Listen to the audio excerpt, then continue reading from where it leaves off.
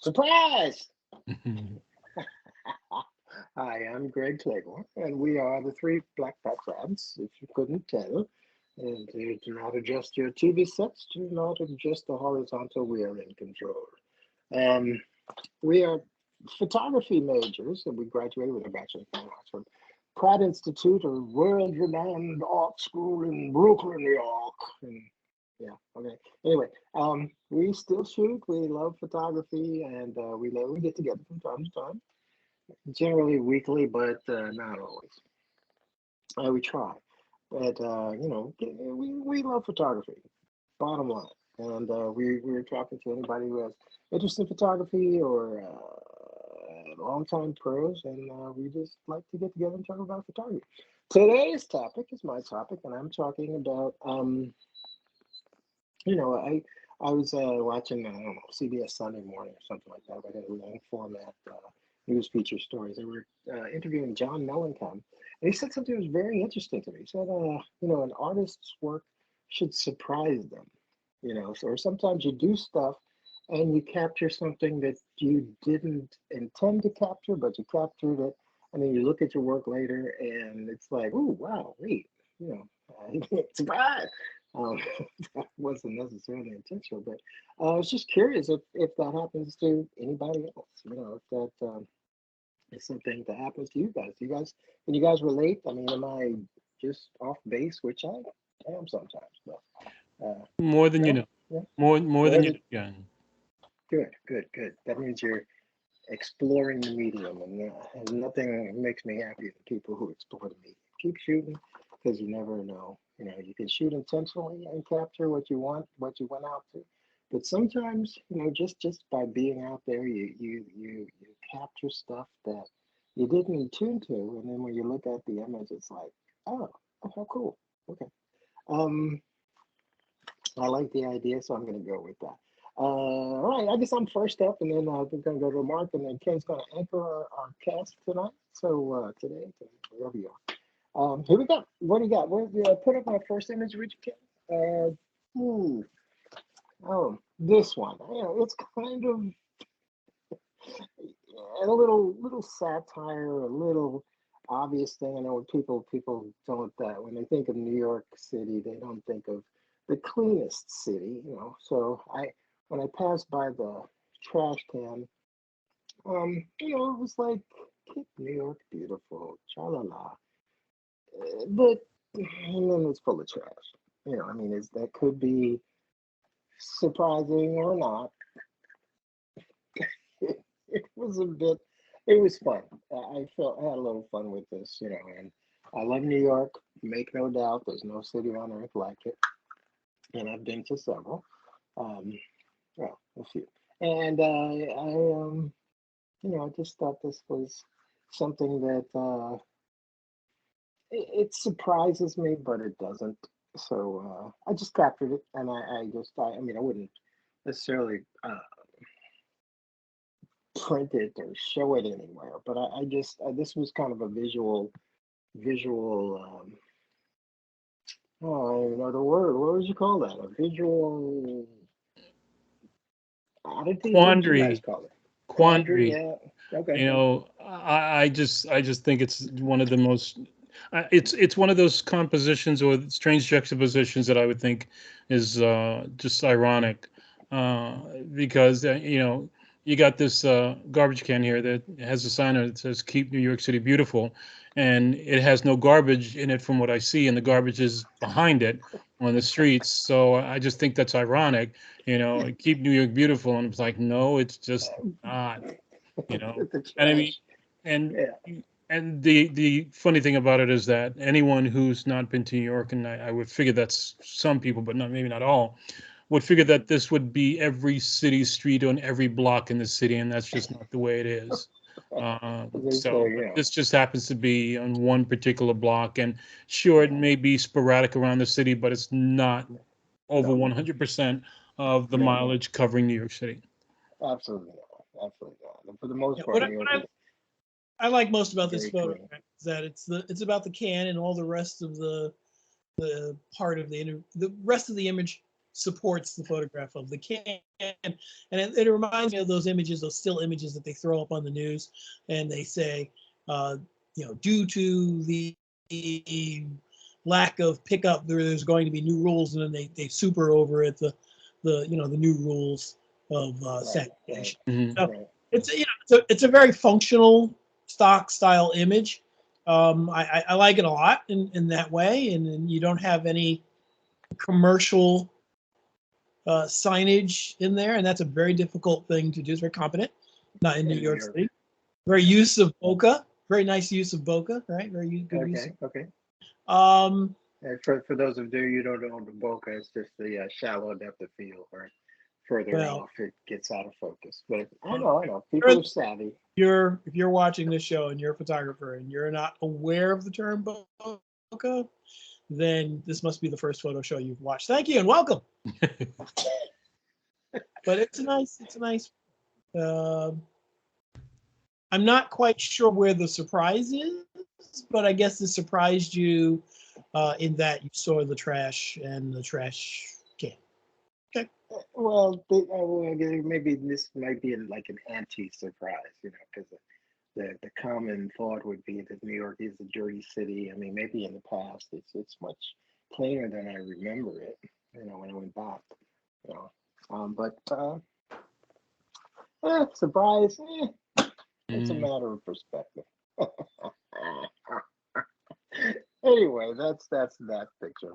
Go ahead. You can go on to the next one. Little crop. Yeah, this one I just had. I saw this old dude selling these antiques, and I just enjoyed the image, and I was just trying to get this composition at this antique. What was it? Not a street fair. Like a flea market. And I saw the thing, and I went and I got the shot. But then, when after I took the shot, I got closer because I was trying to do it, without disturbing him or making him uncomfortable with the camera and everything. Then I looked at his shirt, and I was like, you gotta be kidding me. He's like, going to my happy place. I'll be back in 5 minutes. I thought that was absolutely hysterical. And I talked to him, and I actually wound up buying something from him. But sometimes, I'll talk to myself. Or sometimes I'll see a composition or something, and I'll get the image first. And then when I'm looking at it, in the editing process, I noticed, there's something in it that, that I didn't notice at the time, and it just tickles me silly, or it's just like one of those serendipity. I don't want to use any, large syllable words, but sometimes things like that happen, and I get a kick out of that. Like this one. This is why he would tape that on his chest. I don't know, but he did, and I got it. So. That's all I got for that. Any input, fellas? Well, the surprising thing to me is the typeface that's used in the signage. Why so? It's not what I would have expected his typeface to be. I would have expected to be a little bit less legible, but it's actually pretty neat typeface for handwritten. And it's not that what killed me. Well, not killed me, but what surprised me about it is that it wasn't even it wasn't printed on the shirt. It's like a piece of paper taped. Yeah. Ripped out of a binder. I thought that just tickled me no end. And, yeah, it's really cool. You know what this guy reminds me of? He reminds me of a character from that Disney movie Soul, and you had posted years ago before the insurance car ads, a guy twirling a sign twirler. Oh yeah, and in this character who kind of resembles this guy a little bit. You remember he reminds me of that character being in his happy place. He was a sign twirler in the real world, and then when he went to the alternate world in Soul, he was in his happy place. He was in the zone.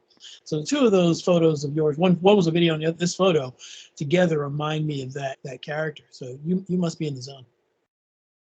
Yeah, yeah, and that's a great place to be. For whatever your profession is, there sometimes becomes a time where you are so into what you're doing, or football or artistry or especially photography, where you get into like this alternate reality, and you can, capture these images in that moment that needs to be captured. Thank you, Cartier-Bresson. And it can be magical, when you're in the zone.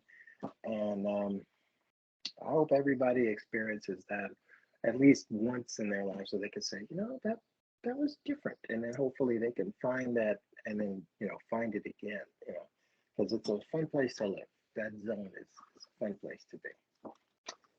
Oh, that's all I got, gents. Anything else? If not, we're gonna move right on to Mr. Skinner. What have you got for us?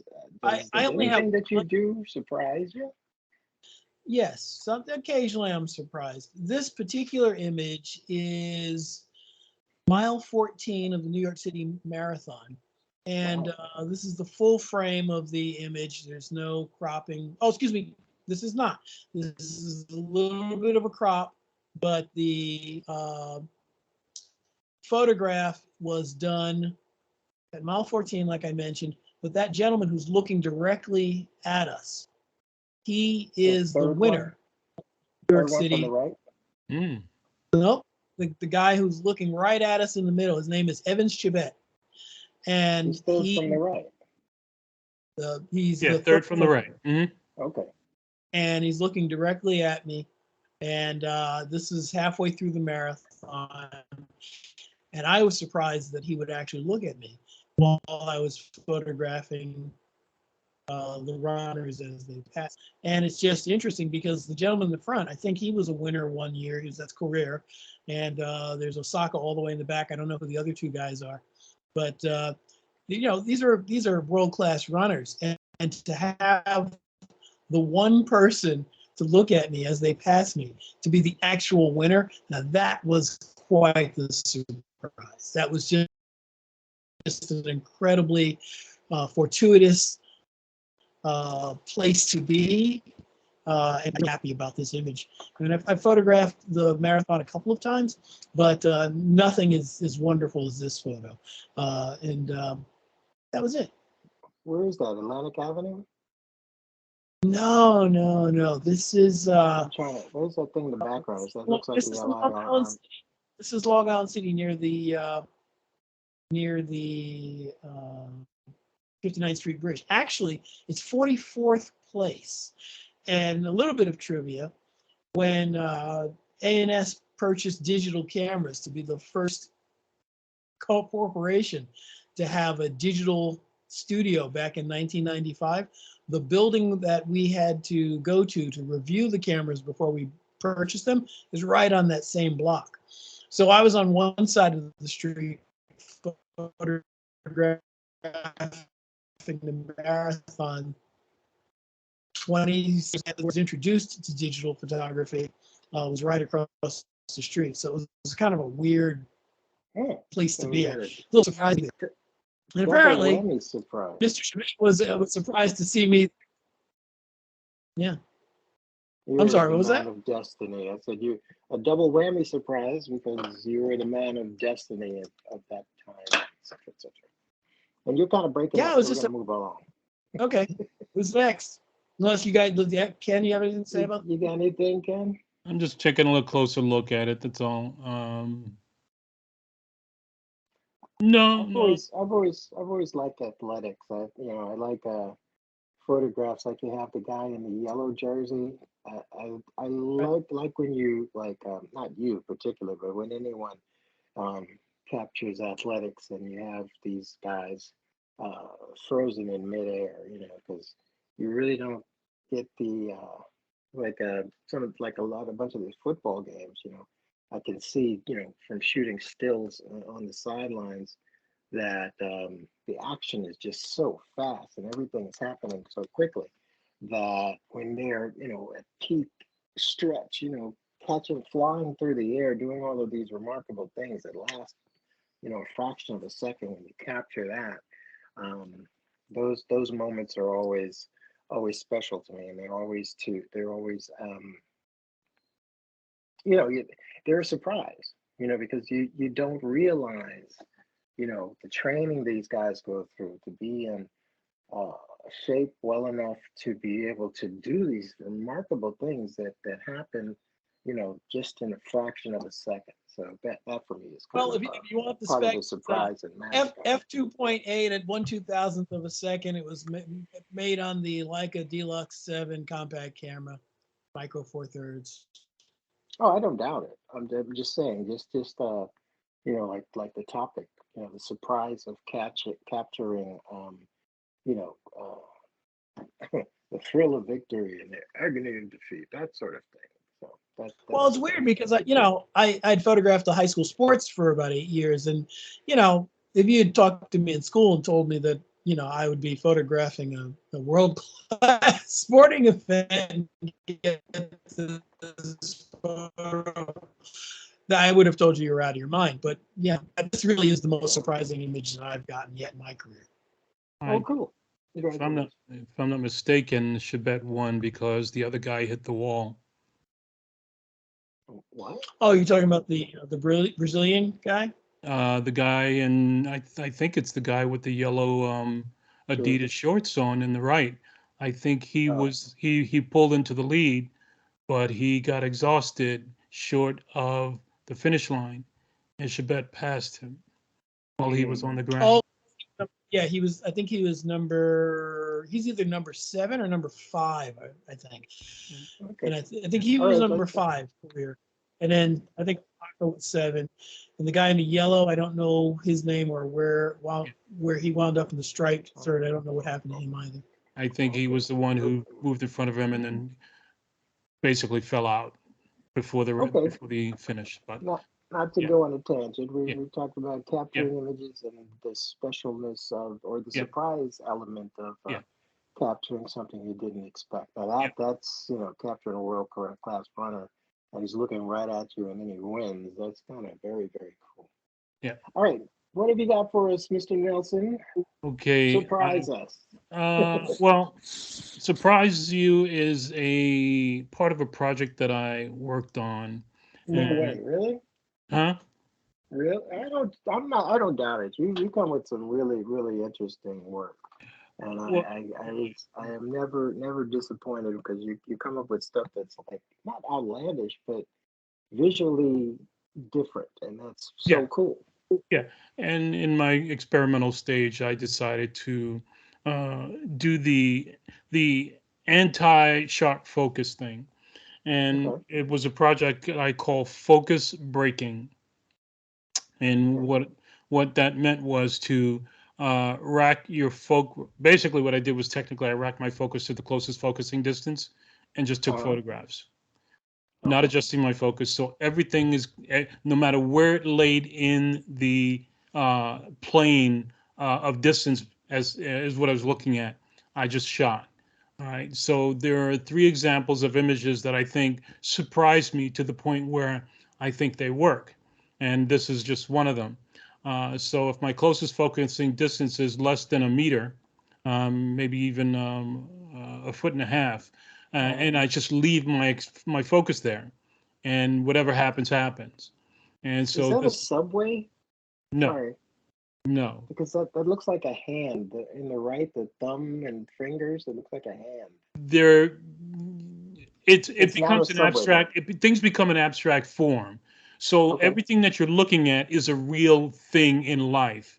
It just becomes abstract because it's thrown way out of focus. Okay. All right. It's not a subway. This is no. Okay, I like it. Go ahead. Right. I don't know. We're looking at the back of a person's head as they're smoking a cigarette. Yeah, I see that. Okay. That I gathered. She's wearing a hood. So and they're smoking a cigarette. Yeah. And everything on the right side is just people in the distance. That's all. Okay. But yet, what surprises me is that I thought of this because I was doing something that just took me out of the comfort zone and I wanted to just experiment. And so this is just one of a few images. This is what happens when you work close focus, when you're working within a few meters of somebody or people, and you just yeah. So this is what happens. Things become meshed together, colors become muted, and they morph into each other. Things that are recognizable, but they just take on a different form. Wait, so you consciously went out to shoot something that you didn't know what you were going to get? Absolutely. Well, Oh, no, I that's didn't know. I didn't know what I was going to get yeah, because that's what I said. the point was to just rack your focus as the closest focusing distance and don't change Right. it. All right. And the But you last had no idea. You no, didn't say, okay, I'm going to go and I'm going to photograph flowers or buzzards or whatever. I was You just going said to do my normal I'm gonna thing. rack the focus and Yeah. shoot.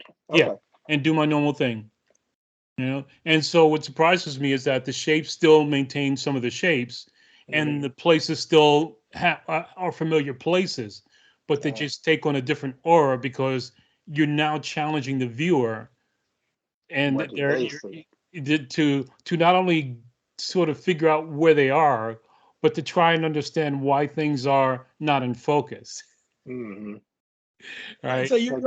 also challenging what digital photography tends to be about. It's probably why bokeh is so. Oh boy. We lost you. What'd you say? Bokeh is so interesting to folks because digital has become about, super tack sharp, Uh-huh. everything in focus or your subjects in focus and high Right. definition. Uh-huh. But then the bokeh with throwing things out of focus Photography. Mhm. intentionally, Yeah. that itself becomes a thing. Yeah. Yeah. You would have been Yeah. more Yeah. and have the rest of it out of focus. Mark, we lost that whole dialogue. uh, Oh, but no, yeah, really quickly, you're challenging. I'm saying you're just challenging what it is to create a digital photograph where there are sharp elements in the frame. That's it. yeah, That's all.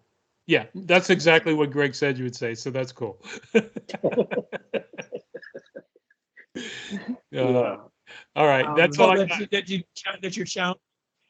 Yeah, yeah. It's always about challenging things. And challenging myself, being different than I normally am, taking things further and trying to figure out, is this a workable concept? I think it is, and I just didn't do a lot of it because it'll work in a certain focal length, but it won't work in other focal length. The shorter your Yes. focal length is, the less it'll work. Where is this shot? I've got. Because it's driving me up a wall. I've The got. cigarette lady.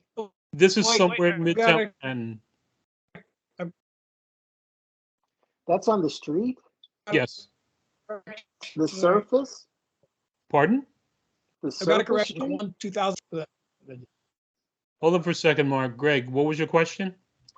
That's on a surface street. Yes, this is above ground somewhere in Midtown Manhattan on Fifth Avenue. Oh man. It's a Because straight, to me, for all intents and purposes, it's a straight shot. It's just out of focus. I know. Well, the right side of it. What I'm tripping now on, or not? That's tripling, but I like that the left side is in focus, but the back side of it, Yes. it's so out of. I thought the lights, like to the right, the extreme right of the image, it looks like a thumb, and then it looks like I'm looking down the tunnel, and there are lights in the tunnel. It looks like You it's know, under a scaffold. Is it nighttime under a scaffold? This is during the daytime on a winter afternoon. it's a cool shot because So I'm the not light gonna is try to low. figure out because that's Yeah. gonna Yeah. Well, It's not take low take light, but the sun is low. yes. The sun is low. Yes.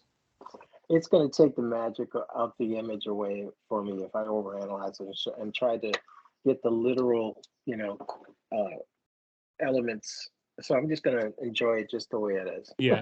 And what's interesting about this is that when you're photographing people that are at different distances and you erect focus, they will automatically fall further and further away out of focus without you having to do anything.